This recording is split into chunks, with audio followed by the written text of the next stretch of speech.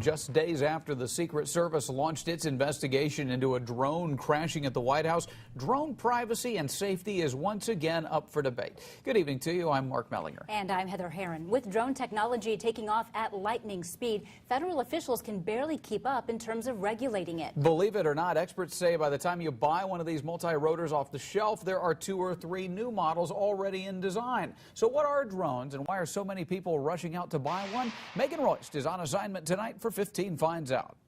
Chances are when you hear the word drone, you think about an unmanned military aircraft that can take out enemy targets. Well, that's not what we're talking about. These are relatively small devices hobbyists call multi-rotors.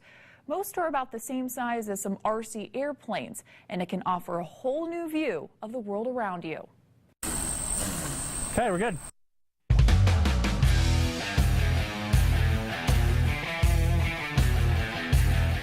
We've all seen aerial photography from planes and helicopters, but you can get a lot lower and closer to things, and I think that's the biggest advantage of drone photography or videography.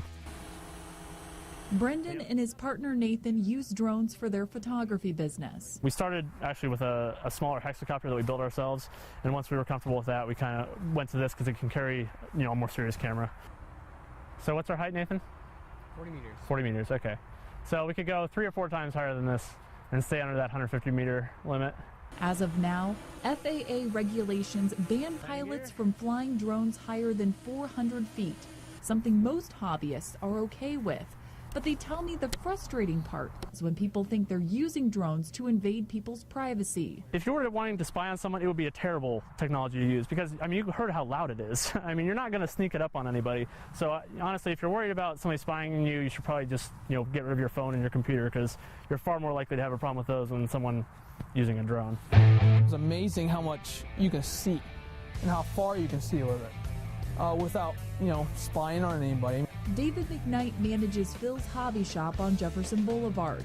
He tells me he has sold drones to everyone from hobbyists to realtors to construction workers. Instead of buying like a cherry picker or something and costs thousands of dollars to rent, well, you can use this for multiple jobs to see where structure is damaged. A perfect example is what officials in Adams County are doing. The price tag on the device was just right around $32,000. Well, if we were going to do everything we can do with this device, it would have cost us around $350,000 per year to do it.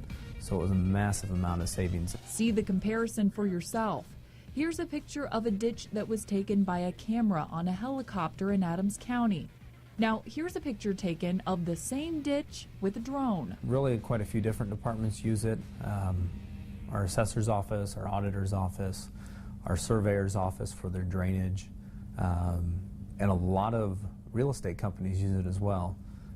When they're trying to research a property, they'll verify what's all there on the property.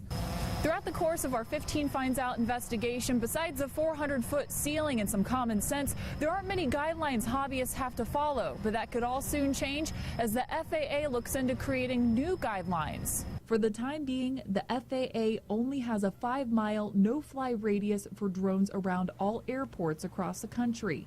Something Scott Hinderman, the director of the Fort Wayne International Airport, is in support of. If that's your hobby, wonderful, enjoy it. Just don't try to commingle your aircraft with passenger or real aircraft. At the end of the day, it's all about safety. Now, you might be wondering what 400 feet looks like. Well, here's a picture of the tallest building in Allen County, the Indiana-Michigan Power Center downtown. It's 442 feet tall and 27 stories. That means pilots could fly no higher than the 25th floor of the building. FAA officials are in the works of developing new guidelines. Of course, we'll update you on the very latest. In Studio 15 tonight, Megan Royst, News Channel 15.